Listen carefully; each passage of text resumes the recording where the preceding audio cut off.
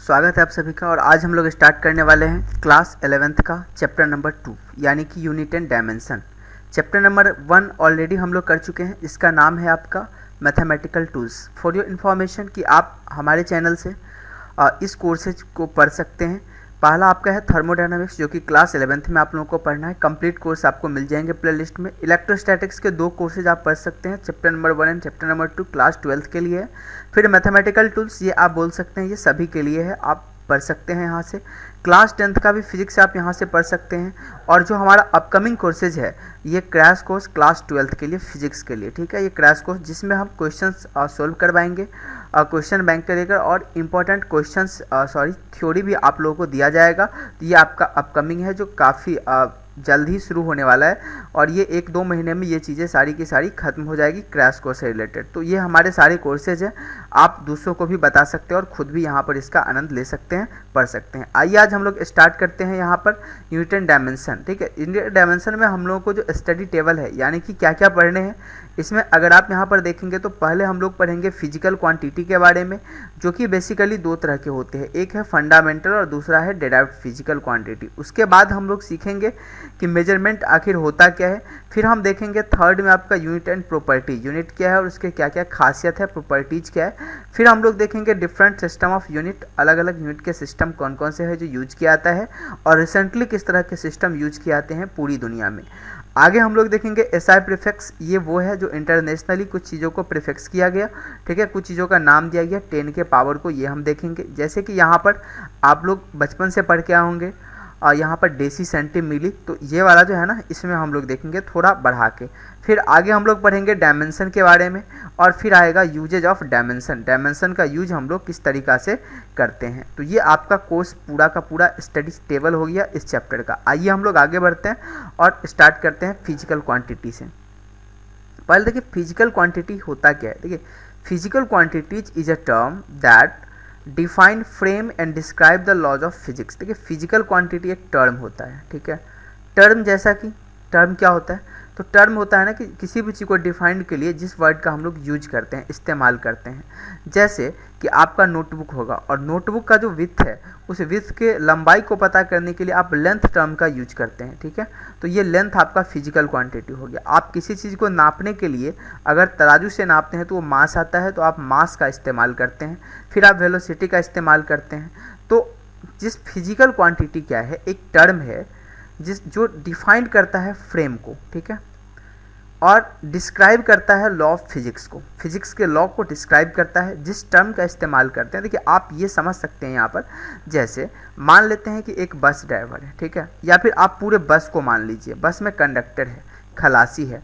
तो ये क्या करता है, कुछ खास वर्ड यूज करते हैं। जैसे क्या यूज करते हैं, भाड़ा दो, ठीक है, किराया देना है आपको, तो ये किराया वर्ड यहाँ पर यूज करता है। फिर आपका यहाँ पर यूज करता है, खलासी का यूज करता है, स्टॉप का यूज करता है, ठीक है। तो ये सब जो भी चीज़ें हैं ना, बस पड़ाव का यूज करता है, ठीक है, स्टैंड का यूज करता है। तो ये सारी चीज़ें क्या है, बिना यूज किए हुए बस को ड्राइव नहीं किया जा सकता है। उसी प्रकार से फिजिक्स को पढ़ने के लिए जो वर्ड चाहिए, जैसे मास चाहिए, लेंथ चाहिए, वेलोसिटी चाहिए, टाइम चाहिए, एक्सेलरेशन चाहिए, फोर्स चाहिए, टॉर्क चाहिए, जितनी सारी चीज़ें हैं इन सब का हम लोग यूज करते हैं। तो इसी को फिजिकल क्वांटिटी कहा जाता है। कई बार फिजिकल क्वांटिटी का आप लोगों को ये भी डिफिनेशन मिल जाएगा, एक quantity that can be measured, एक क्वांटिटी जिसको माप तौल सकते हैं हम, उसको हम लोग फिजिकल क्वांटिटी कहते हैं। तो आप नोटबुक में इसको लिख सकते हैं, एक बार सुन लीजिए कि फिजिकल क्वांटिटी क्या होता है, एक quantity that can be measured, जिसको मेजर किया जा सकता है। तो ये भी इसका डिफिनेशन है। अब फिजिकल क्वांटिटी 2 तरह के होते हैं बेसिकली। देखिए एक होता है स्केलर और दूसरा होता है वेक्टर। स्केलर वो फिजिकल क्वांटिटी होते हैं जिसके पास सिर्फ मैग्नीट्यूड होता है, नो डायरेक्शन होता है। अब क्या होता है मैग्नीट्यूड, क्या होता है डायरेक्शन, और वेक्टर होता है बोथ मैग्नीट्यूड और दोनों डायरेक्शन, दोनों होता है, ठीक है, मैग्नीट्यूड भी डायरेक्शन भी। तो अब देखिए डायरेक्शन का मतलब होता है दिशा, जो डायरेक्शन, ठीक है, और मैग्नीट्यूड का मतलब होता है न्यूमेरिकल वैल्यू, जो किसी को मेजरमेंट करने के बाद आता है। ये दोनों होता है, उसको हम लोग वेक्टर बोलते हैं। और जब एक ही होता है सिर्फ मैग्नीट्यूड, तो उसको हम लोग स्केलर बोलते हैं, ठीक है। आगे बढ़ते हैं हम लोग और अब पढ़ते हैं मेजरमेंट। मेजरमेंट क्या होता है, देखिए measurement is the comparison, measurement is the comparison of a quantity with a fix standard of same kind. Measurement क्या होता है कि किसी क्वांटिटी का कंपेरिजन होता है, ध्यान देंगे, measurement is the comparison of a quantity, किसी क्वांटिटी का कंपेरिजन होता है, तुलना होता है विथ अ फिक्स स्टैंडर्ड, किसी फिक्स स्टैंडर्ड से, उसी प्रकार के फिक्स स्टैंडर्ड से, इसी को मेजरमेंट कहा जाता है। जैसे कि आप एग्जाम्पल समझेंगे, अगर आप कोई चीज़ क्या करते हैं, जैसे 5 केजी आपको मेजरमेंट करना है, आपके पास 1 केजी का वाट है, 1 केजी का, और 1 केजी के वाट से आप क्या करते हैं, 5 बार तुलना करके इसको डालते हैं, तो ये आता है 5 केजी। यानी आपके पास 1 केजी का स्टैंडर्ड फिक्स करके आप रखे हुए हैं। अगर आपको 10 केजी मेजरमेंट करना है और आप क्या किए हो, 5 केजी का स्टैंडर्ड फिक्स करके रखे हुए हैं, तो उसी से ना कंपेयर करेंगे 2 बार। तो मेजरमेंट एक्चुअल में क्या होता है, कंपेरिजन होता है किसी फिक्स स्टैंडर्ड पे। जैसे फिक्स स्टैंडर्ड क्या हुआ, यहाँ पर 1 केजी हुआ, 5 केजी हुआ, ठीक है। अब मान लेते हैं, अब लेंथ की बात करते हैं, ठीक है। तो लेंथ में आपके पास क्या होता है, 1 सेंटीमीटर का एक फिक्स 15 सेंटीमीटर का एक फिक्स स्केल होता है, और इस स्केल में 1-1 सेंटीमीटर पे लगा होता है, आधा सेंटीमीटर पर भी होता है। तो ये आप मान सकते हैं कि स्केल आपका फिक्स स्टैंडर्ड हुआ। और अगर लंबाई मेजर करना हो ना छोटा मोटा, तो आप इसी स्केल से करेंगे, 1 स्केल, 2 स्केल, यानी कि 30 सेंटीमीटर 2 स्केल। तो मेजरमेंट एक्चुअल में कंपैरिजन होता है। कोई पूछे तो आप झटके से इसको बता दो, ठीक है। आगे देखिए, यहाँ पर एक लेंथ ऑफ स्ट्रिंग की अगर बात करते हैं, ये अगर 5 मीटर है आपका, इसका ये मतलब हुआ, that means we say that string is 5 metre larger than 1 metre fix standard. यानी कि 1 मीटर का जो फिक्स स्टैंडर्ड है, इससे ये क्या है आपका 5 मीटर लंबा है, कंपेरिजन करके हम बता दिए हैं। अब यहाँ पर to measure any physical quantity we use, देखिए अगर हम किसी फिजिकल क्वांटिटी को मेजर करना चाहते हैं तो हम लोग को 2 चीज़ की आवश्यकता होती है, न्यूमेरिकल वैल्यू और यूनिट। अब न्यूमेरिकल वैल्यू क्या है, जो नंबर वाला होता है, और यूनिट क्या है, जो मात्रक होते हैं, ठीक है। आगे बढ़ते हैं और देखते हैं, इन चीज़ों को समझते हैं। तो ये यूनिट यहाँ पर क्या होता है, ठीक है। देखिए अब यहाँ पर एक चीज़ यहाँ पर थोड़ा समझ लीजिए इन चीज़ों को, कि हम न्यूमेरिकल वाला यूनिट किसको बोल रहे हैं। जैसे कि अगर आप लोगों को यहाँ पर मेजरमेंट करना है ना लेंथ ऑफ स्ट्रिंग, तो यहाँ पर आप क्या लिखे हैं, 5 मीटर। तो ये 5 क्या है, न्यूमेरिकल वैल्यू है, और m क्या है, मीटर, यानी कि ये यूनिट है। क्या विदाउट इसके आप मेजरमेंट कर पाएंगे? अगर आपसे कोई पूछेगा कि लेंथ ऑफ स्ट्रिंग आप सिर्फ बताते हैं 5 है, तो क्या इससे करेक्ट इन्फॉर्मेशन पता चलेगा 5 बोलने से? अगर आप मीटर नहीं बोलेंगे तो नहीं चलेगा। या फिर कोई पर्सन बोलता है कि सिर्फ 5 है, तो भी ये सटीक नहीं है, तो भी सही नहीं है। मतलब दोनों बोलना पड़ेगा, न्यूमेरिकल वैल्यू और यूनिट दोनों बोलना पड़ेगा। मतलब यूनिट का मतलब ये मात्रक होता है, ठीक है। तो ये चीज़, इसका मतलब ये हुआ कि फिजिकल क्वांटिटी जो है ना, वो 2 चीज़ों से मिलकर बना है, न्यूमेरिकल वैल्यू और यूनिट से मिलकर बना है, ठीक है। ये physical quantity numerical value into unit का कॉम्बिनेशन होता है। ये चीज़ यहाँ पर, इस चीज़ को यहाँ पर लिखा गया है, ठीक है। अब यहाँ पर थोड़ा एक चीज़ आप लोगों के दिमाग में आता होगा कि यूनिट आखिर क्या होता है सर, ठीक है। यूनिट क्या है, ठीक है। सबसे पहले चीज़, यूनिट को डिफाइन करने के लिए आप लोगों को बैकग्राउंड समझना पड़ेगा हिस्ट्री का। कैसा बैकग्राउंड? तो देखिए अगर आप चले जाएंगे ना, काफ़ी आदि मानव काल में चले जाएंगे, ठीक है, प्री हिस्टोरिक एज में अगर आप चले जाएंगे, ओल्ड एज में चले जाएंगे, तो वहाँ पर मेजरमेंट की आवश्यकता होती ही नहीं थी। क्यों? क्योंकि जो इंसान था ना, वो गैदरर था। गैदर का क्या मतलब है? इसका मतलब है कि वो क्या करता था कि भोजन को कलेक्ट कर लेता था, खा लेता था, फिर जब एक जगह पे भोजन खत्म हो गया फिर दूसरे जगह चले आता था कलेक्ट करने के लिए। मतलब वो उस समय क्या था, संग्राहक था, कलेक्टर था। लेकिन बाद में क्या होने लगा, वो फूड प्रोड्यूसर बनने लगा, मतलब अब खेती बाड़ी करने लगा। तो खेती बाड़ी करने लगा तो यहाँ पर घर बनाना शुरू किया। अब घर बनाना शुरू, क्योंकि खेत की रक्षा करनी है ना उसको, तो घर बनाया, फिर यहाँ घर बना, और मान लीजिए घर यहाँ बना। अब इन दोनों में नाप तौल की आवश्यकता पड़ी। क्या हुआ, क्या कि मान लेते हैं इसके पास आपका राइस, चावल ज़्यादा उपजता था और इसके पास गेहूँ ज़्यादा होता था। अब ये दोनों आपस में लेन देन करना शुरू कर दिए। उसी समय से यूनिट का सिस्टम का ईजाद हुआ, ठीक है। उसी समय यूनिट आविष्कार हुआ। तो अब ये कैसे मेजरमेंट करेंगे, ठीक है। इसके बाद जो भी सुविधाएं होंगी ना, उससे मेजरमेंट कर लेंगे, वही यूनिट कहा गया। मतलब ये दोनों मिल के एक स्टैंडर्ड डिसाइड किए। जैसे मान लीजिए एक कटोरा डिसाइड किया होगा, ठीक है, कि इस कटोरा से चलो हम 1 केजी 2 केजी धान देंगे तो तुम हमको 1 केजी गेहूँ दे दोगे। तो ये कटोरा उसका यूनिट हो गया। अब ये कटोरा बनाने में उसका क्या लॉजिक था? देखिए लॉजिक बस इतना था कि हम लोग को जो काम हम लोग करना है ना, वो काम हो जाए, ठीक है। इसके अलावा कोई ऐसा साइंटिफिक वगैरह लॉजिक वजिक था नहीं।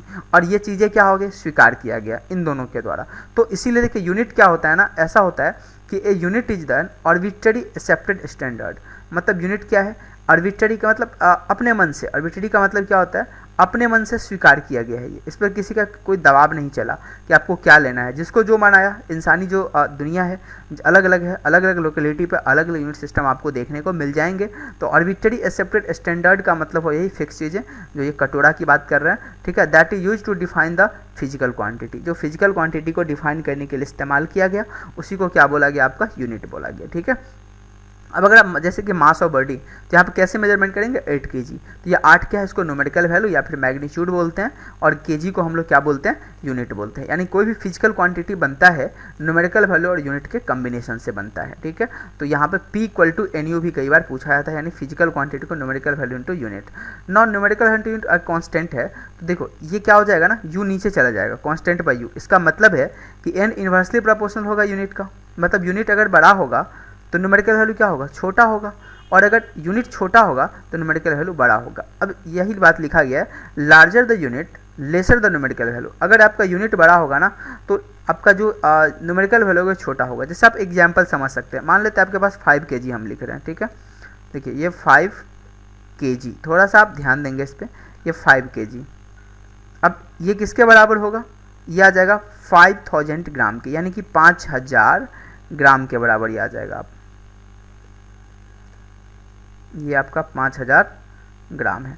अब देखिए यहाँ पर जो लिखे हैं इसको समझिए, यहाँ पर क्या है, केजी है, ये केजी बड़ा यूनिट है ना, ये बड़ा है, ये बड़ा है, तो देखिए इसके बगल में छोटा है 5, और ये ग्राम क्या है आपका, छोटा है, तो इसके बगल में ये वाला क्या है, 5000 आपका बड़ा है। मतलब अगर यूनिट छोटा रहेगा ना तो उसके बगल का वैल्यू बड़ा रहेगा, और यूनिट जब बड़ा रहेगा तो उसके बगल का वैल्यू क्या रहेगा, छोटा रहेगा। तो ये चीज़ें यहाँ पर हम समझाने की कोशिश कर रहे थे। आइए अब हम आगे बढ़ते हैं और यहाँ पर देखते हैं, देयर आर 2 डिफरेंट, एक देखिए एक जहाँ पर जो है हम फिजिकल क्वांटिटी का क्लासिफिकेशन किए थे, जहाँ पर फिजिकल क्वांटिटी में क्या था आपका कि स्केलर एंड वेक्टर, इसको अगले चैप्टर में पढ़ेंगे। यहाँ पर क्या है, there are 2 system of unit, types of unit है, 2 तरह के यूनिट यहाँ पर आपको देखने को मिलेंगे, एक डिराइव्ड मिलेगा और एक फंडामेंटल मिलेगा। अब फंडामेंटल की संख्या कितनी है, 7 है। फंडामेंटल का मतलब होता है बेसिक, ये 7 है, और ये जो है ना, all the unit depend on basic और फंडामेंटल, मतलब जितने सारे यूनिट है वो सभी इसी 7 पर डिपेंड करते हैं, ठीक है। तो ये फंडामेंटल्स है, अलग से भी हम पढ़ेंगे, अभी सिर्फ क्लासिफिकेशन आपको देख रहे हैं कि ये फंडामेंटल और डेराइव्ड 2 तरह के होते हैं। और ये जो यूनिट होता है ना डेराइव्ड, वो डेराइव किया आता है कहाँ से, बेसिक से डेराइव किया आता है, फंडामेंटल से डेराइव किया आता है। तो ये 2 तरह के आप लोगों को यूनिट मिलेंगे, ठीक है। चलिए आगे बढ़ते हैं और हम प्रॉपर्टीज देख लेते हैं कि properties of a good unit, एक अच्छा यूनिट का क्या क्या प्रॉपर्टी होना चाहिए, कि जब आप सेलेक्ट करते हैं ना यूनिट, कोई आदमी एक्सेप्ट करता है, स्वीकार करता है, तो क्या अच्छा ध्यान रखना चाहिए उनको। पहला देखिए, it should be well defined.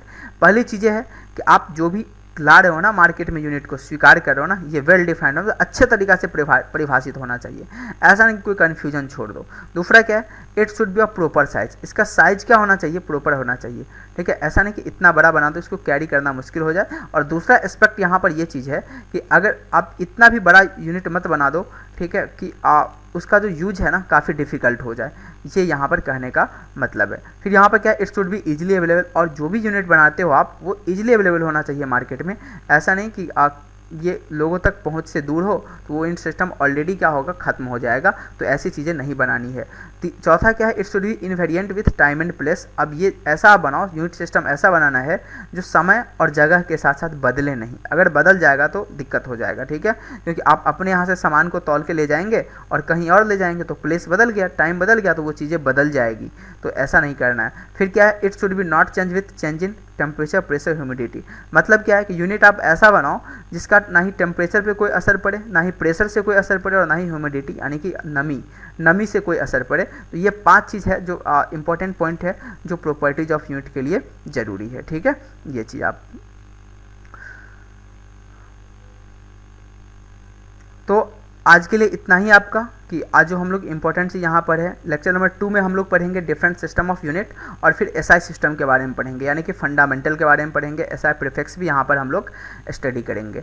अगर आप लोगों को कोई डाउट होता है तो आप कमेंट करके मुझे बता सकते हैं, नेक्स्ट लेक्चर में मैं आपके डाउट को क्लियर कर दूंगा, या फिर आप मुझे व्हाट्सएप पर मैसेज भी कर सकते हैं, वहाँ भी आपको आपके सवालों के जवाब मिल जाएंगे। लेक्चर पसंद आता है तो दोस्तों तक पहुँचा दिया कीजिए, लाइक और शेयर जरूर कीजिए। Thank you.